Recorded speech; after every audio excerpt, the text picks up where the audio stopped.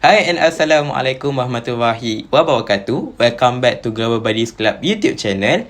And again, kita akan hari ini berdiskusi bersama dengan seorang alumni UUM yang akan bercerita tentang pengalaman beliau melakukan aktiviti mobility semasa di UUM.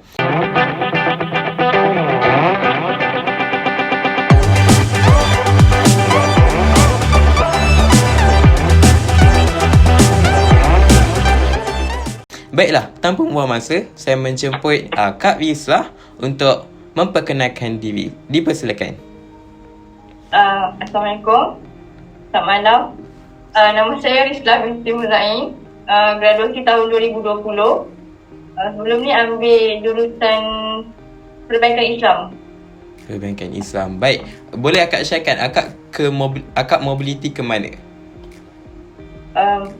Buat mobility pertukaran pelajar tu dekat Universiti Malaysia Sabah tahun 2018. Melakukan mobility ke Universiti Malaysia Sabah. Ini adalah benda yang rare salah satunya. Sebab apa? Sebab kita tak pernah lagi membuat kupasan video bercerita tentang mobility dalam negara. Sebenarnya kita ada mobility ke dalam negara sahaja dan kita bukan sekadar open mobility untuk keluar negara semata-mata. Dan Kak Rizlah akan memberikan sedikit sharing bagaimana beliau menjalankan mobility mobility dalam negara sahaja, cuma berbeza universiti. Dan kepada sesiapa yang berminat juga untuk melakukan program yang sama dengan Kak Rizlah, kita sentiasa melakukan perkara tersebut.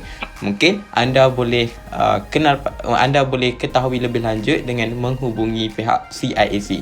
Baiklah Kak Rizlah, tanpa membuang masa lebih, mungkin Kak Rizlah boleh ceritakan Kak Rizlah pergi ke universiti mana? Actually dah cerita tadi. Mungkin Kak Rizlah boleh ceritakan apa perbezaan belajar dekat Universiti Utara Malaysia dan juga Universiti Malaysia Sabah. Dipersilakan. Perbezaan belajar, suasana belajar tu bezalah sebab dekat UUM kita pakai baju formal kan. Kalau dekat Sabah bebas pakai t-shirt, pakai black shirt pun tak ada masalah. Tapi susahlah nak tengok orang pakai baju formal sebab semua nak senang kan. Lepas tu kelas malam ada, kelas petang pun ada. Lepas tu perbezaan yang besar macam UUM kita banyak kelas kecil-kecil kan.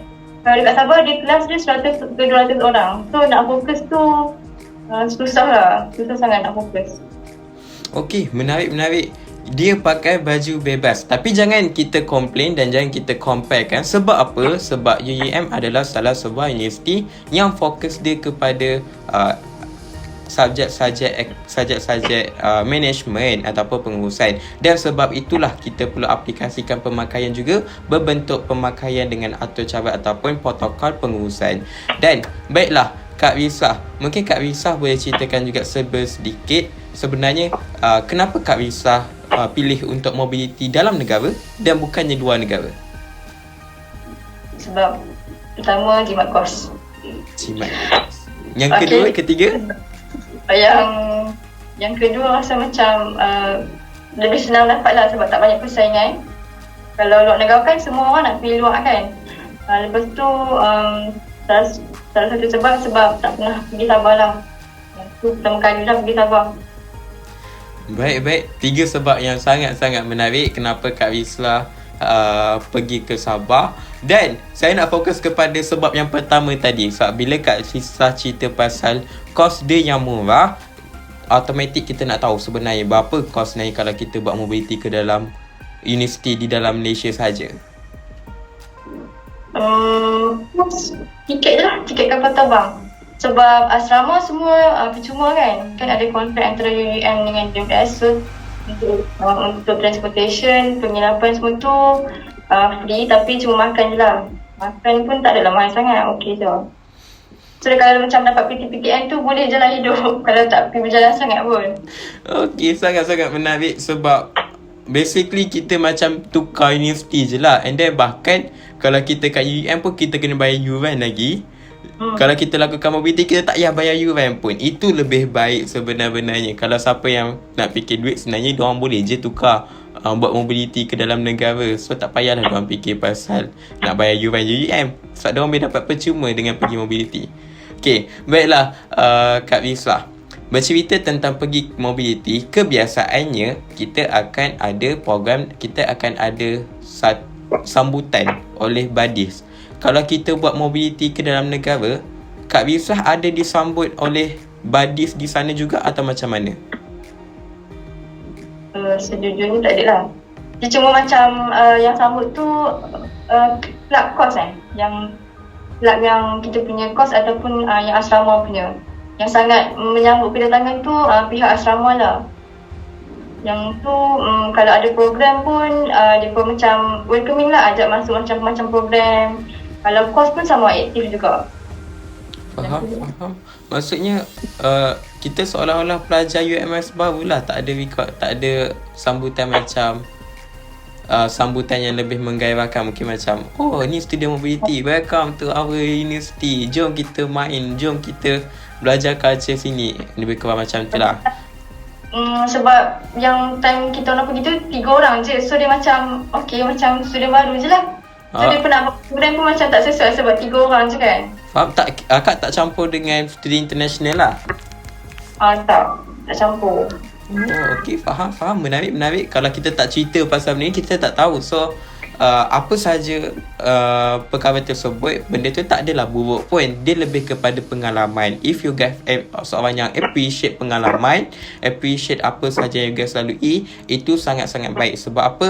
Sebab kita dapat connection yang baru dan kita sekurang-kurangnya kita dapat belajar perkara yang baru. Baik, Kak Wislah, mungkin Kak Wislah boleh ceritakan daripada segi, sebab basically ramai orang yang nak pergi mobility ni, fokus utama mereka adalah untuk pergi melancong. So, adakah akak juga orang yang sama? Mungkin akak boleh ceritakan juga, kalau pergi ke akak sepanjang melakukan mobility ke Sabah, akak pergi melancong ke mana sahaja? Yang tempat-tempat yang popular lah, macam Ranau, Kundasang tu, tahu kan Kundasang? Tahu. Cuaca sejuk macam Cameron Highland. Lepas tu pergi Semporna. Semporna kan banyak pulau-pulau yang cantik. Lepas tu sebabkan join program, adalah macam kita pergi tempat-tempat yang menarik. Tapi yang tu free cost lah sebab kita join program kan. Makan pun semua ditanggung. Lepas tu bila dah sampai kat Sabah tu, baru tahu punya Sabah tu besar lah. Macam daripada UMS nak pergi Pulau Semporna 12 jam naik bas. Jalan dia memang tak macam jalan dekat Semenanjung sebab jalan dia berpusing-pusing macam tu. So macam waktu naik bas tu dia istighfar lah. Sebab driver bas dia bawa laju gila. Sebab mungkin jalan tu daripada biasa kan. Macam dekat Semenanjung kita naik highway je, dekat sana tak ada highway. So tu antara pengalaman yang macam tak dapat lah dekat sini. Lepas tu waktu pergi pulau tu sebab pergi dengan kawan-kawan Sabah so dapatlah harga yang macam murah sikit. Lepas tu program yang macam kalau pergi Sandakan tu memang free lah, semua free. Lepas tu dapat pengalaman daripada program bermalam dekat rumah yang atas laut tu. Rumah terapung. Rumah terapung ke? Rumah atas laut tu lah. Tu je lah yang macam sempat pergi pun sebab 4 bulan je kan. Okey, menarik. Sekurang-kurangnya akak ada pengalaman yang akak bawa balik dan akak boleh rakamkan dalam memori akak. Okey, mungkin akak boleh ceritakan pasal program-program dekat sana. Apa yang program-program universiti sediakan kepada student mobility? Dia tak ada lah program yang daripada universiti untuk macam kita ada GBC kan. Kat sana tak ada GBC punya club. So untuk join program tu inisiatif daripada diri sendiri lah. Nak join program yang college anjurkan. College tu macam inasis ataupun nak join program yang daripada course anjurkan. So sepanjang stay dekat UMS tu dia pun macam aktif sangat-sangat program tu. Dia pun macam program dia tu banyak berkisar kepada macam gotong royong kampung, tolong orang susah. Lepas tu kebanyakan perbezaan yang ketara lah sepanjang program dekat Sabah. kebanyakan macam nak makan tu semua kita masak sendiri. Beli barang mentah semua masak sendiri. Sebab sana nak makan harga mahal kan. Kalau UUM kita boleh bungkus satu kepala macam RM3 kan seorang kan. So dekat sana tu memang mereka bonding tu macam kuat lah. Macam yang tu sebenarnya macam satu lagi banyak buat minta dana. Kami banyak pergi pasar malam, minta sedekah macam. Wow. UM tu macam malu lah. Tapi dekat sana macam best lah pengalaman kan. Kat sana banyak belajar pasal macam mana nak minta sponsorship. Kat sana kalau macam program, dia pun kan kelas ada sampai pukul 10 malam kan. So, kalau balik bilik pukul 11 malam tu macam normal lah. Lepas tu kelas selalu mula pukul 8 pagi. Program tempoh tu dia pun kan macam kita UUM dah tahu dah kalau kelas pukul 8 habis paling lambat 5.30 kan. Kalau UMS dia tak tentu daripada pukul 8 tu sampai pukul 10 malam. So mungkin tengah hari ada yang meeting program. Tu macam perbezaan lah, perbezaan dengan UUM. Okey, menarik. Okey Kak, saya tertarik untuk tanya pasal acceptability diorang dekat sana. Sebab apa? Akak daripada UUM.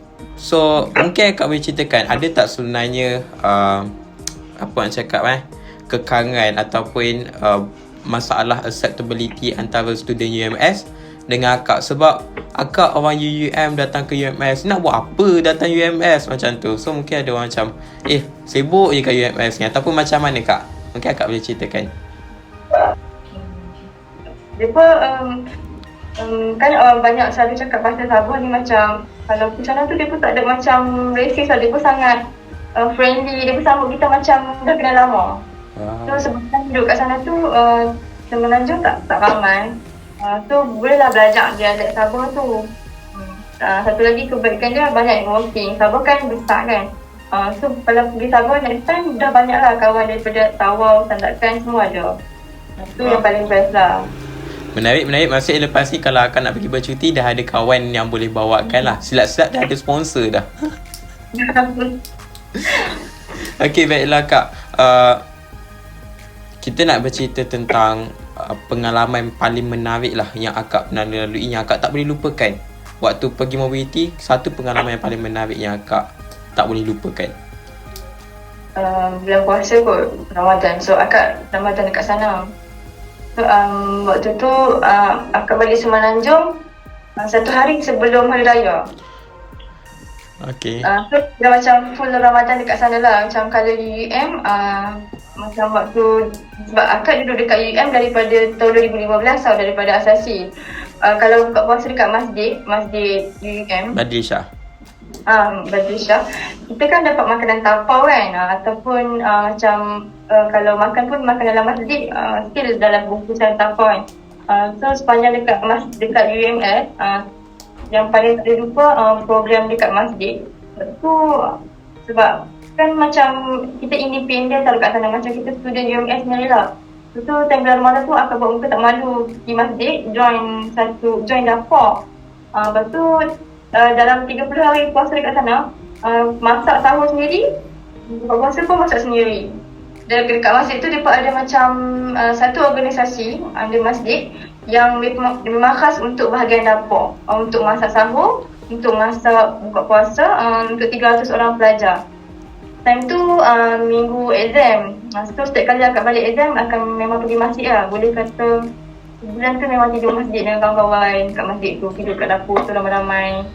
So sebenarnya tu macam pengalaman mahal lah, sebab bonding kuat. Pagi-pagi pukul 4 tu pergi pasar dekat Kota Kinabalu, beli-beli ikan.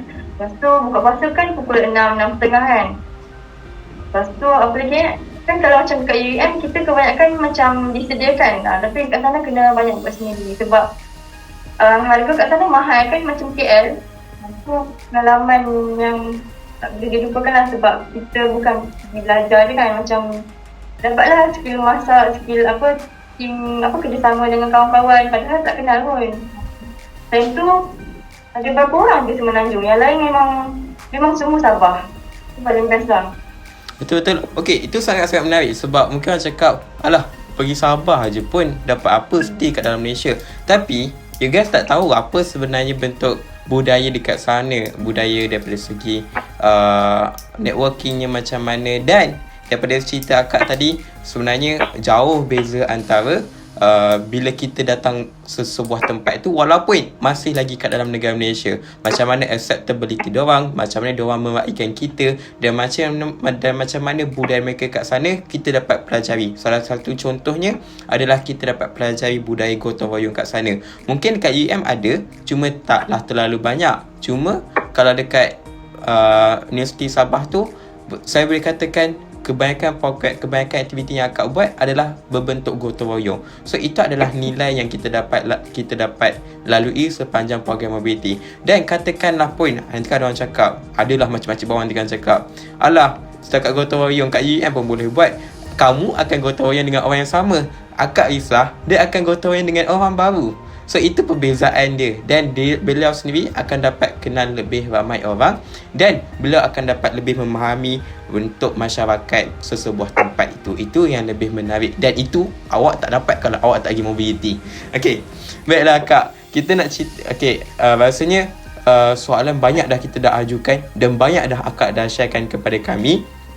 Mungkin sebagai kata-kata akhir, mungkin akak boleh berikan nasihat kepada pelajar-pelajar UM yang nak pergi mobility, dan mungkin akak boleh buka satu sesi pandang yang baru, di mana kalau nak pergi mobility tu, hentikanlah fikir pasal luar negara saja. Kita ada banyak lagi universiti dekat dalam negara yang boleh kita lakukan mobility juga. Silakan Kak. Kalau ikutkan memang semua orang nak pergi luar negara kan. Kalau ikutkan akak pun nak pergi luar juga. Tapi kalau dapat peluang untuk pergi dalam negara pun not bad lah sebenarnya, sebab boleh dapat banyak benda lah. Boleh luaskan networking, boleh juga tengok tempat-tempat menarik dekat Malaysia ni. Kalau ada peluang tu pergi je lah. Walaupun kalau peluang tu dalam negara pun pergi je, sebab orang cakap jauh perjalanan, luas pengalaman kan. Itu pengalaman yang paling berharga lah dalam hidup. Itu sahaja daripada kami. Sekian, terima kasih. Mohon undur diri. Bye.